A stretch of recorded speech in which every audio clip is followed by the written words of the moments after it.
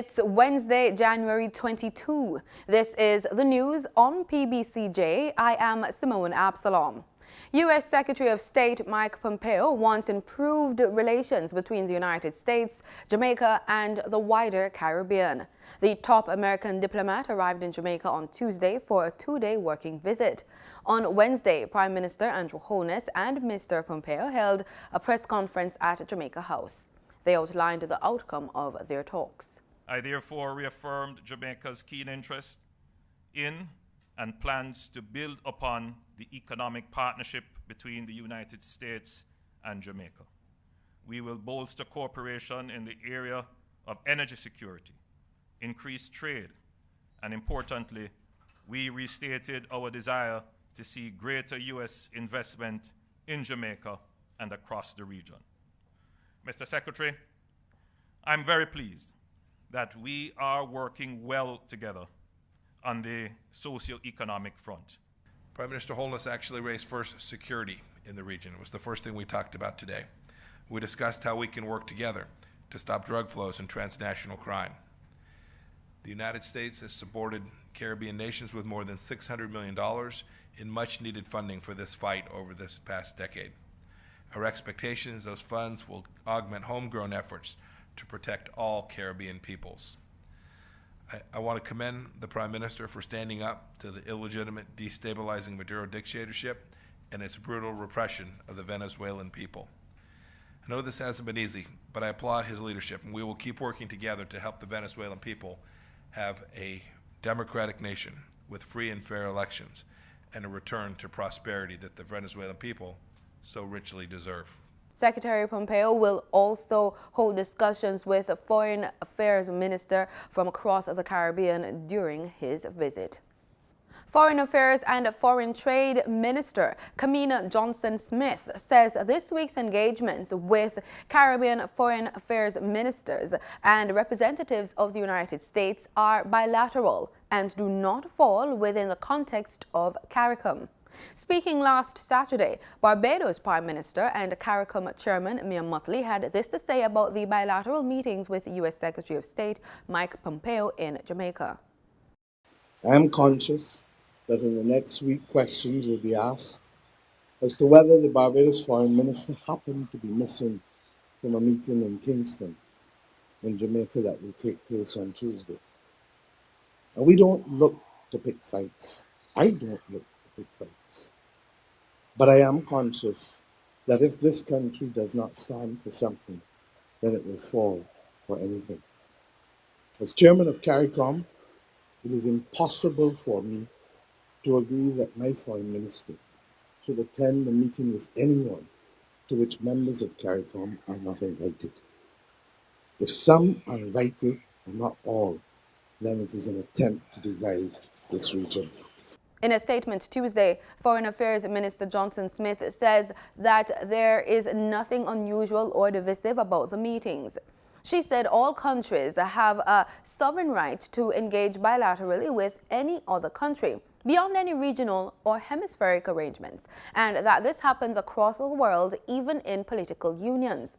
She was also quick to point out that CARICOM is not a political union. The Foreign Affairs Minister said they can consider each other's position. There is no obligation, though, to harmonize policy. She said since its formation, CARICOM members have, as is their sovereign right, voted differently and taken different positions on a variety of issues. She said Jamaica has always exercised that right and respected it when others exercised theirs. Minister Johnson-Smith will join Prime Minister Andrew Holness and senior cabinet ministers for bilateral talks with Secretary Pompeo on Wednesday, January 22. Meetings with his Caribbean counterparts will take place after. The 2019-2020 budget is being increased by approximately $8 billion, according to the supplementary estimates for the fiscal year. The estimates, which were tabled by Minister of Finance and Public Service Dr. Nigel Clark in the House of Representatives on Tuesday, showed no increase in public debt service, but a slight increase of some $8 billion non-debt expenditure from $851.1 billion to $859 billion. The recurrent expenditure increased by $7.9 billion, but capital expenditure remained the same. The Ministry of Economic Growth and Job Creation's current budget increased by $1.6 billion. The Police Department got $1 billion increase. The Ministry of Education, Youth and Information got $1.6 billion more. The Ministry of Transport and Mining, $1.5 billion. The estimates were reviewed Tuesday morning by the Public Administration and Appropriations Committee prior to the sitting of the House of Representatives. Prime Minister Andrew Holness participated in the Caribbean Leaders Panel discussion at the 4th Caribbean Infrastructure Forum, CARIF 2020, on Tuesday. The panel discussion focused on growth, innovation and sustainability.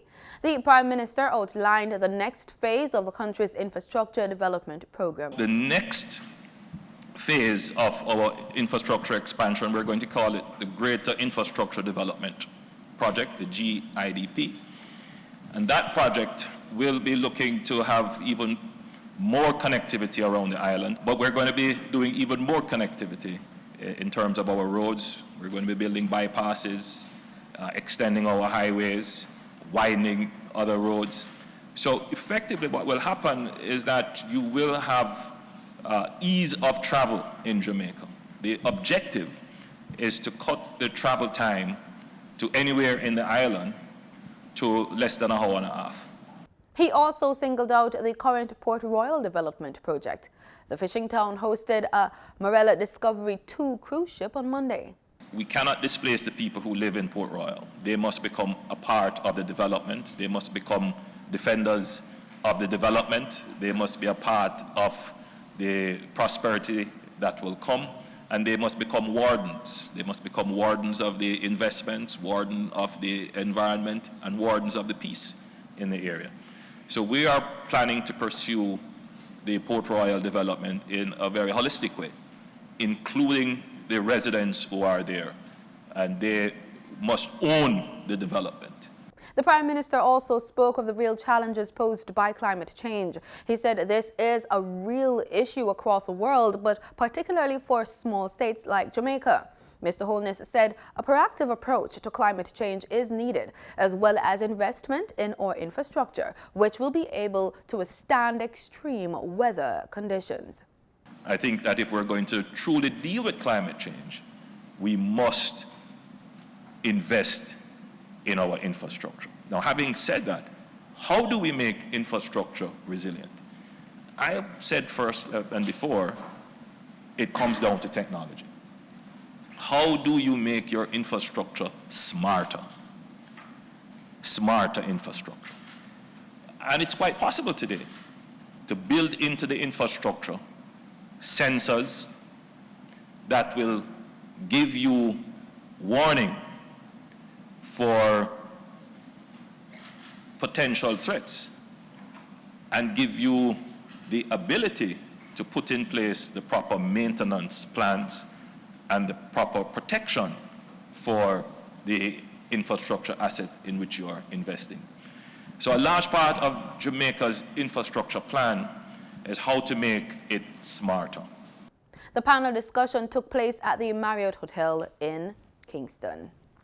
Jamaica had an inflation rate of 6.2% for the calendar year 2019. This from the Statistical Institute of Jamaica, Statin. According to the Consumer Price Index Bulletin, the country recorded an inflation rate of 0.5% in December 2019. Speaking at a press briefing recently, Statin Director General Carol Coy said the upward movement in December was mainly as a result of 1.5% increase in the index for the division of housing, water, electricity, gas and other fuels, and a 0.5% increase in the division for food and non-alcoholic beverages. She gave a further breakdown. The movement for the division housing, water, electricity, gas and other fuels was due mostly to higher rates for electricity, water and sewage. The increase for the heaviest weighted division, food and non-alcoholic beverages, was mostly as a result of higher prices for vegetables, as reflected in the 0.7% increase in the index for the class vegetables and starchy foods, and a 0.5% increase in the index for meat. Tuesday's meeting of the lower house ascended into a rowdy standoff between government and opposition members of the House of Representatives. The clash followed a decision to restrict parliamentary debate on the Auditor General's report on breaches at the Caribbean Maritime University, CMU. The rancor started after House Speaker Pernell Charles stated that while he is legally bound to table the report, he also had a responsibility to ensure that there are no discussions in Parliament which could prejudice any current court cases. Former Education Minister Ruel Reid, his wife and daughter, as well as CMU President Professor Fritz Pinnock and Jamaica Labour Party Councillor Kim Brown Lawrence are before the court in relation to alleged irregularities at the CMU. Mr. Charles told the House of Representatives he had sought legal advice in coming to his decision.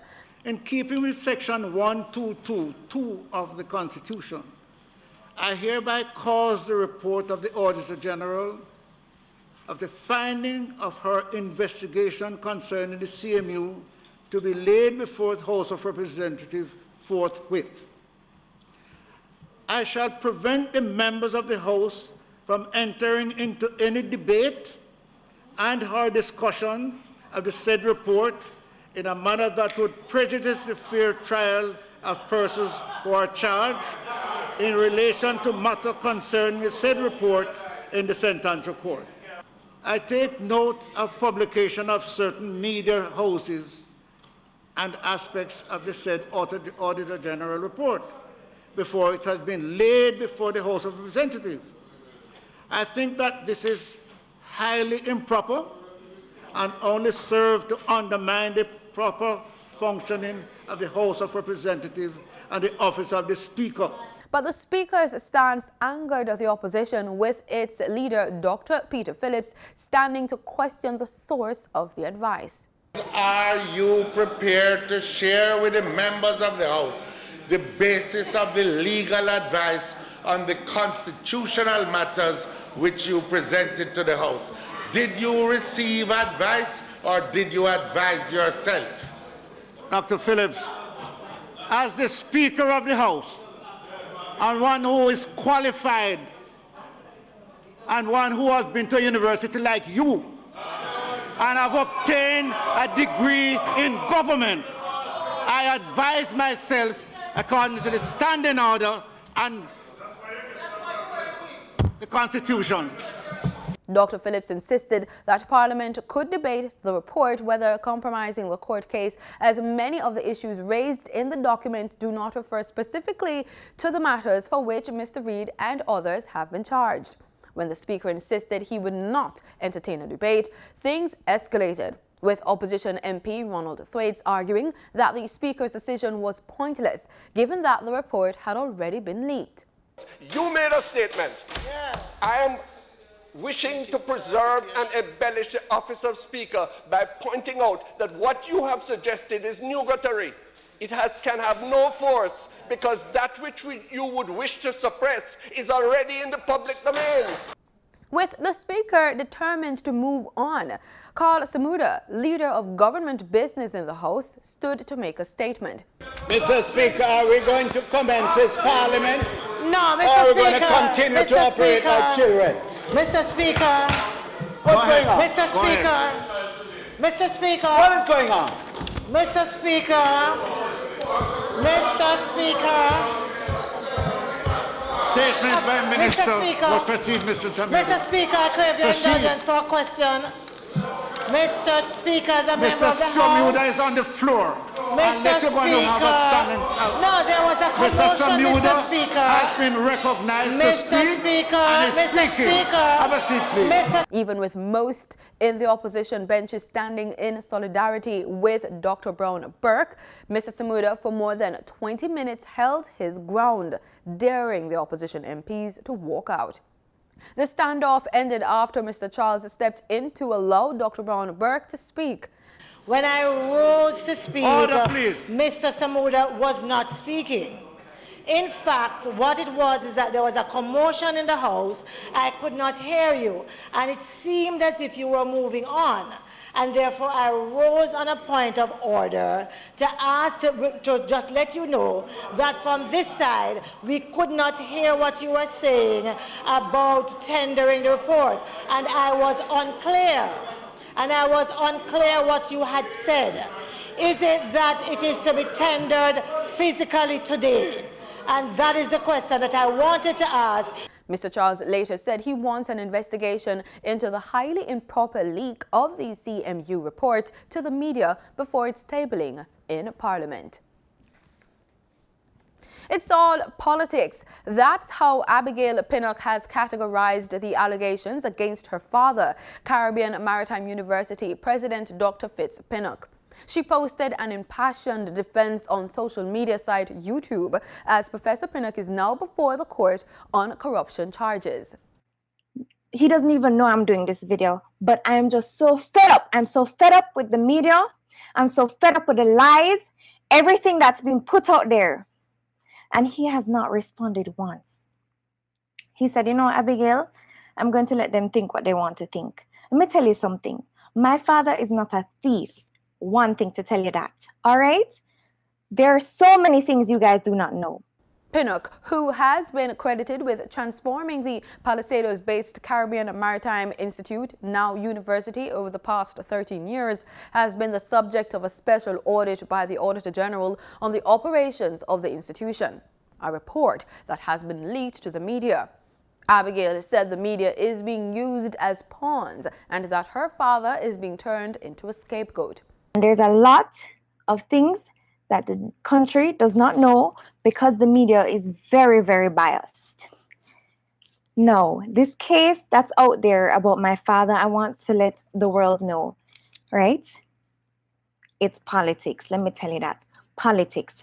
The Health and Wellness Ministry is assuring the public that there is no coronavirus on the island.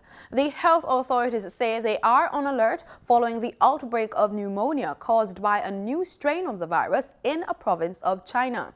In a news release Monday, the ministry said it notes the recent reports of the cluster of coronavirus cases under investigation in Wuhan City, Hubei province of China, and wishes to advise the public that to date, Jamaica has no case of this disease. The ministry noted that there have also been exported cases from China to other countries, namely Thailand and Japan. All these persons have traveled to Wuhan City, the ministry said, noting that officials in China have linked the viral infections to a Wuhan seafood and wildlife market. The Chinese authorities, the ministry added, are investigating whether any animals were infected with the virus. Kingston's Mayor Delroy Williams is urging residents of Kingston and St. Andrew to harvest rainwater in case of dry spells between now and March. His warning comes even as the Met Office is predicting more droughts in the first quarter of 2020 following dry spells last year. Mayor Williams says the municipality will be taking precautionary measures. He says the municipality is also prepared to truck water where necessary to the communities in case of drought. The US dollar on January 21 ended trading at 138 Jamaican dollars, down by 20 cents. That's according to the Bank of Jamaica's daily exchange trading summary. The Canadian dollar is being traded at $108.37, up from $107.35, while the British pound sterling is being traded at $182.38, up from $181.45. In regional news, we look to Venezuela. The offices of opposition leader Juan Guaido were raided by Venezuelan Secret Service agents while he was on a visit to the UK. According to the BBC, footage showed hooded and armed officers from the SEBIN service outside the building in Caracas. Mr. Guaido is recognized by more than 50 countries, including the UK and the United States, as the legitimate leader of Venezuela. However, President Nicolas Maduro, who enjoys the support of the Venezuelan military, has managed to remain in power. Opposition MPs said they had been prevented from entering the offices by SEBIN agents. And also in regional news, 5 Hondurans who were caught on a vessel in Jamaica on January 14 are to be sent home. A removal order was made last Friday when they appeared in the Kingston and St. Andrew Parish Court. The men, Michael Alexander Salomon, Gelson Jomas Sambala, Arles Norberto Nunes Martin, Alain da Costa, Jefford Boden, and Sergio Rene Almerendez were each fined $5,000 or 30 days in prison for entering the island without a leave to land. But they were not only men fined. The captain of the vessel that they were caught on in the vicinity of Port Royal Street was also charged. Time now for sports. We open the innings with cricket. West Indies men's team will commence their first away series of 2020 with 3 one-day internationals, ODIs, and 2 2020 internationals, T20s, in Sri Lanka from February 26 to March 6. The one-day matches will be the final bilateral series West Indies will play before the Caribbean side, and all the top 13 teams participate in the newly formed International Cricket Council ODI League that runs from May 2020 to March 31, 2022. Cricket West Indies said in a report that in this new limited over cycle under the 2019-2023 Future Tours program established by the ICC, it brings a greater context to the international cricket fixtures. The 7 highest-ranked teams, apart from India, who gained automatic entry as tournament hosts, will qualify for the 2023 World Cup. Following the 3-0 ODI series clean sweeps against Afghanistan and Ireland, the West Indies currently sit in 9th position with 80 points, with Sri Lanka in 8th place on 81 points.